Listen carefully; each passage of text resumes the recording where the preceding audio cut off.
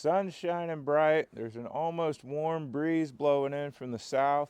Feels pretty good out here for a winter's day. But there's an extremely cold air mass about to sweep across the Midwest. If you want to use your small tractor or other diesel equipment during that extreme cold, you better be prepared for it. Hey folks, welcome back to Abundant Life Homestead. I was born out on this old farm, worked at various other farms when I was young, spent some time in the Army, spent some time working in a log yard outside, came back here. So I've been around diesel machines my entire life. Doesn't make me an expert at anything, but I do know enough to say with absolute certainty that extreme cold weather is going to hinder your ability to start and operate your tractor or other diesel machine. Now, one morning last week, I woke up with no real plans for the day. Sun was about to rise, saw it was 0 degrees Fahrenheit. Figured that was the perfect opportunity to come out and show you all how I start my tractor in extreme cold weather. Now, I didn't do anything different than I would normally do on a 0 degree day, and I did eventually get it started, but it's a good thing I didn't have plans because it took 2 hours to get it running. I wrote that video out as a failure. Now, to be fair, an old machine, cold weather, it's going to take some time, but there's a lot of things you can do to prepare ahead of time so it doesn't take 2 hours to get it started. Today we're going to go through some of the components and systems that are affected by the severe cold weather. So next week, when we have negatives clear down, right now they're forecasting down to -10 even, it'll start a lot easier than it would if I was just to walk out here and try to fire it up. So today I want to walk us through how some of the different systems and components are affected by the cold and what steps we can take to mitigate some of that effect so that when we walk out here on an extremely cold day, we can get the engine started before our fingers start to freeze. Now, the first thing to go in cold weather, and probably the most common failure point in an extreme cold start, is the battery. And the battery, my battery, is exactly what got me last week. Let's look at this. Now, when you buy any type of vehicle battery, it comes with 2 amp ratings on the label. You've got your cranking amps at regular temperature, you've got your cold cranking amps at 32 degrees Fahrenheit.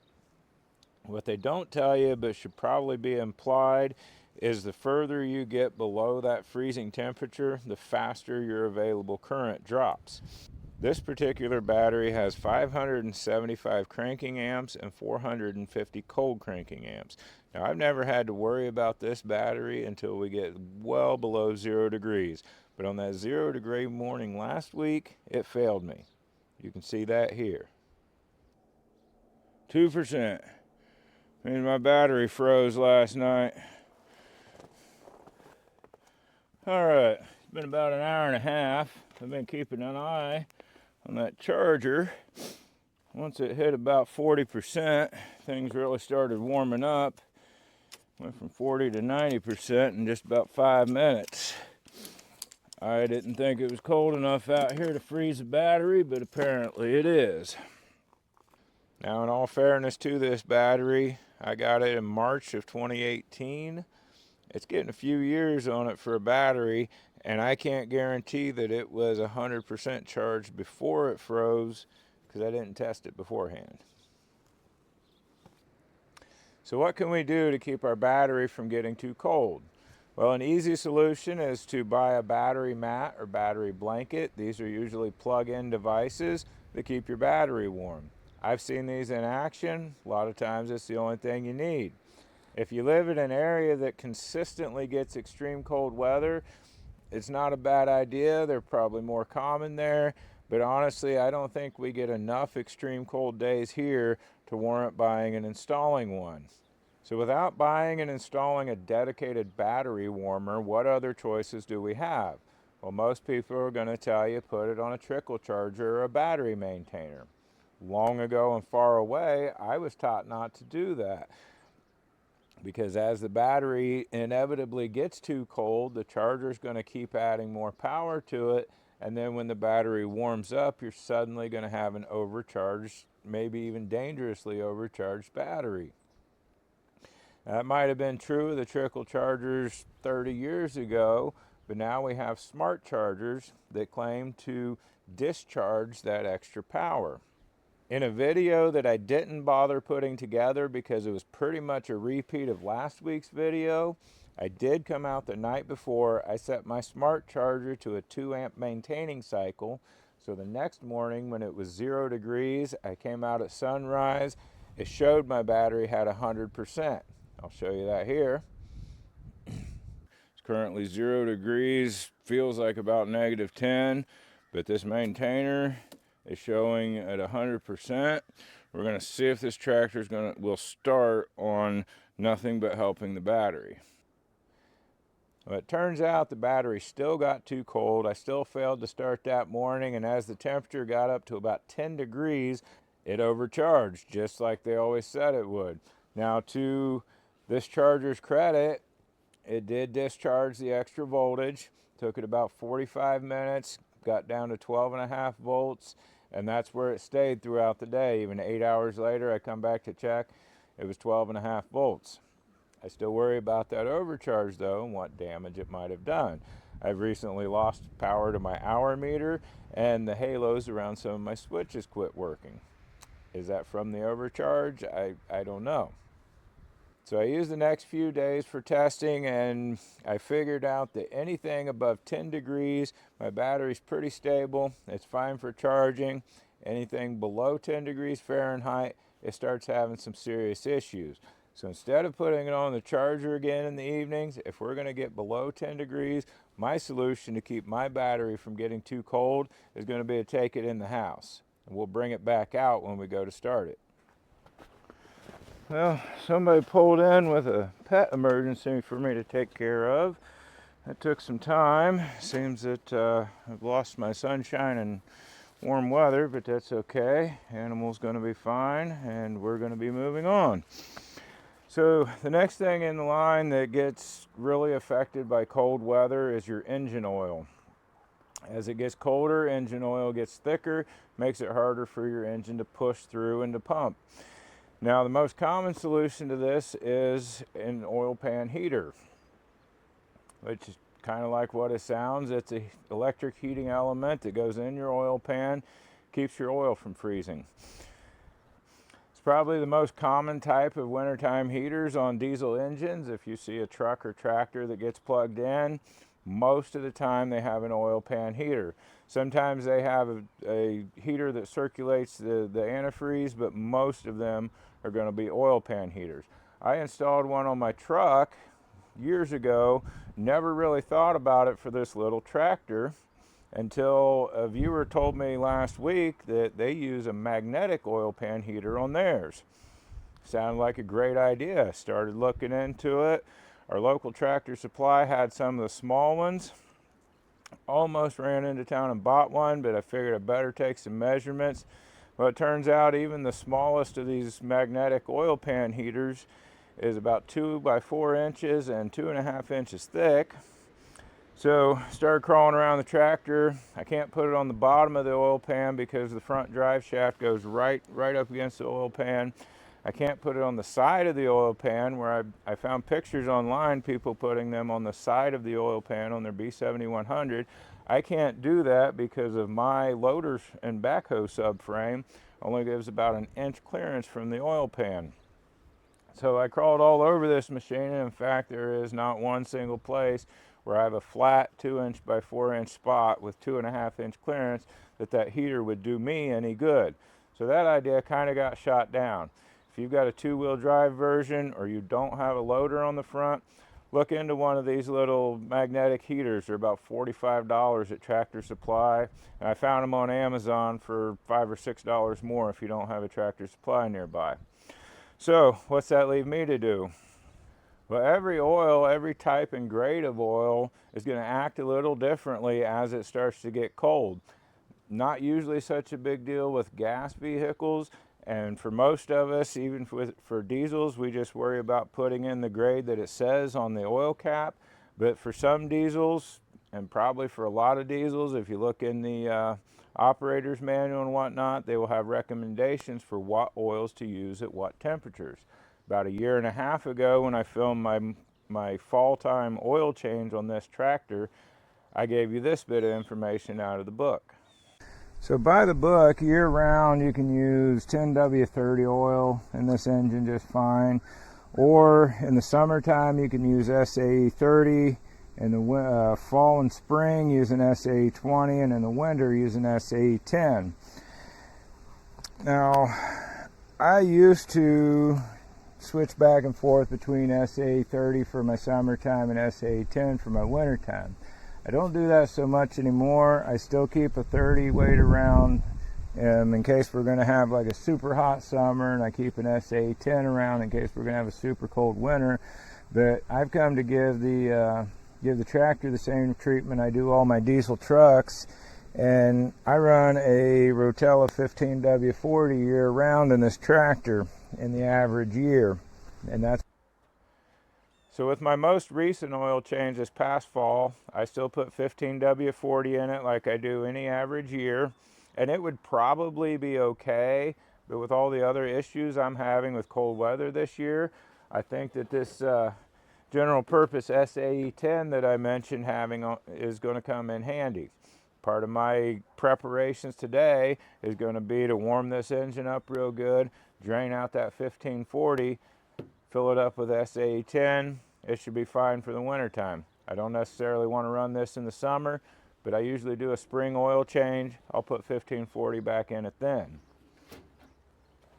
The next system that really feels the effects of cold temperatures is your cold air intake. You should already know that a diesel engine doesn't use spark plugs. It compresses the air, causing it to superheat, sprays fuel into that superheated air. That creates ignition. Now, compression alone normally can't build that temperature up high enough for ignition. It's usually around 420 degrees Fahrenheit. When your engine is already running, the heat from your block and your intake preheat that air, help it get to that temperature. But when you're starting with a cold engine and cold air, it's the job of your glow plugs to preheat that air. Not a whole lot we can do to prepare ahead of time for this, other than to check our glow plugs, make sure they're in good shape.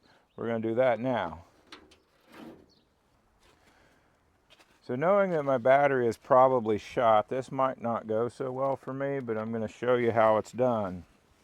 We just need a multimeter, and I'm going to take and get the negative end of the multimeter onto, I may need to clamp it here, get it onto the negative terminal of the battery.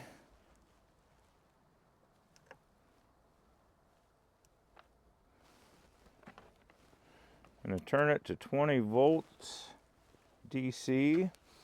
I'm going to turn on my glow plugs, and I'm going to touch the red probe to the end of each glow plug.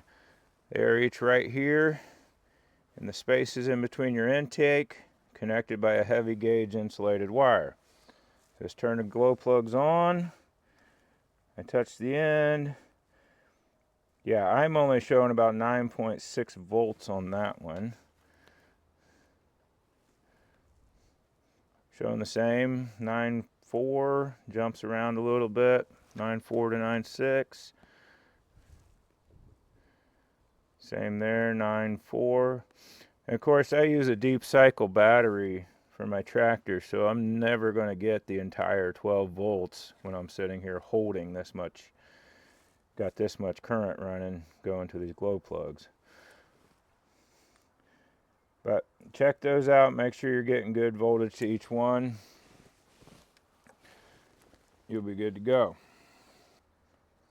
You want some attention right now, huh?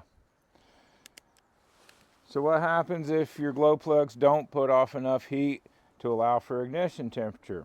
Well, the best thing you can do is be prepared to add some more hot air.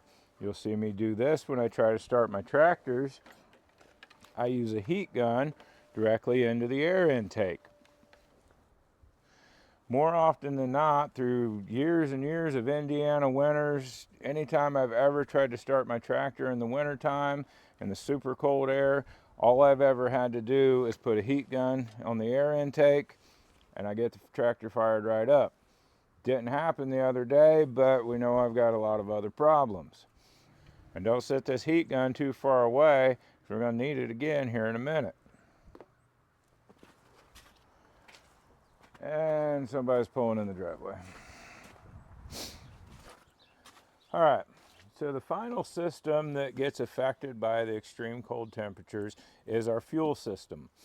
You might have heard frozen diesel referred to as gelled, or seen anti-gel formulas in the automotive section at the store. What happens when diesel fuel gets too cold, it turns to gel. If you've ever got one of these ice packs from your doctor, the gel pack, even though it's super cold, it still kind of remains squishy. Pretty much the same thing happens to your diesel fuel. Once it gets like that, once it gels up, it can't pump. And left to its own, diesel fuel will start to gel around 10 degrees Fahrenheit. A lot of things you can do to help prevent that. You see me use this stuff often. I put it into every can that I fill up. It's a Rural King store brand motor treatment, and it does have some antifreeze formula in it, but this only helps so far. If you're using a summertime fuel and you have this in there, you're going to be okay down to 10. You're not going to be okay much lower.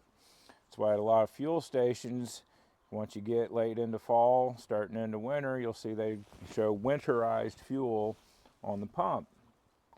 But sometimes even that's not enough, or you may not trust the source. One thing you can put in your fuel is this Power Service diesel fuel supplement. You'll see this on the shelf at most automotive stores, and even in Walmart in the automotive section and stuff. This is supposed to winterize and anti-gel your fuel. You can tell this has been bouncing around in the back of my truck for a long time. I've never actually used it. When I put the motor treatment into winterized fuel, it's always been okay. And one other thing you can do, if that doesn't help and it's too late and your fuel has gelled up, the same company makes this diesel 911. This is for fuel that's already gelled, already frozen. Once again, this has been bouncing around the back of my truck. I've never actually used it, but it's been a long time since we've gotten that cold. Well, last week my fuel did gel up. I realized all too late that I was pulling fuel out of a can that I had filled up in the fall, and the motor treatment just wasn't helping it when we were at 0 degrees. I was getting no fuel vapor coming out of the exhaust. I couldn't smell any fuel, so I knew I wasn't pumping any fuel. And what normally happens long before your tank gels up, your fuel lines gel up where you don't have nearly as much volume.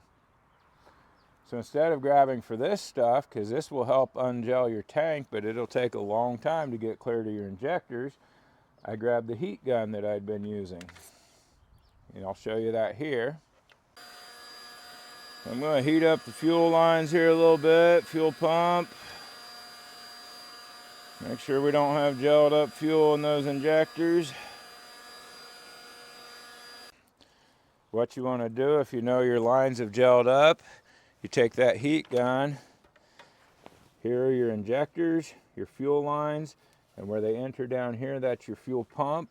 You want to warm up that whole area. And then down inside of here, this is where your fuel filter is. The lines going to and from that filter. Warm all that up, you may start getting fuel. That's when I finally started getting fuel last week. So I was just reading the back of these bottles to see if they had a temperature rating. The regular additive just says that at plus 30 degrees Fahrenheit. So it kind of makes me think this will help winterize your regular summer fuel. Don't know if it's going to do much for a winter fuel. The 911 for when it's already gelled up doesn't have any kind of temperature on it. But it's not a bad idea to keep some of those on hand just to be prepared for this super cold weather.